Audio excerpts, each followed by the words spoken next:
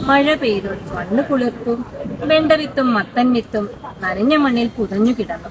വിത്തുകൾ മുള പൊട്ടി, തളിരിലകൾ തല നീട്ടി. അവർ മുകളിലേക്ക് നോക്കി. ഹായ്, നീലാകാശം! ചുറ്റിലും പച്ചയുടുപ്പിട്ട ചെടികൾ, പലതരത്തിൽ പല വലുപ്പത്തിൽ. വെണ്ടയും മത്തനും പതിയെ വളർന്നു. വെണ്ടച്ചെടി മൊട്ടിട്ടു തുടങ്ങി. മൊട്ടുകൾ വിരിഞ്ഞു, മഞ്ഞപ്പൂക്കളായി. പൂക്കൾ കൊഴിഞ്ഞു, കായകൾ നീണ്ടുവന്നു. വെണ്ടച്ചെടി തല ഉയർത്തി നിവർന്നു നിന്നു. മത്തൻ തല താഴ്ത്തി നിലത്ത് ഇഴഞ്ഞു തുടങ്ങി. മത്തന് സ്പ്രിങ് പോലെ കൈകൾ നീണ്ടുവന്നു. അത് വെണ്ടച്ചെടിയുടെ തണ്ടിൽ ചുറ്റി മുകളിലേക്ക് കയറാൻ നോക്കി. വെണ്ടച്ചെടിക്ക് സംശയമായി. ഹേയ്, നീ എന്തിനാണ് എന്റെ തണ്ടിൽ പിടിച്ചു കയറുന്നത്? എന്തിനാ ഇങ്ങനെ മണ്ണിലിഴയുന്നത്? നിനക്ക് നിവർന്നു നിന്നുകൂടെ?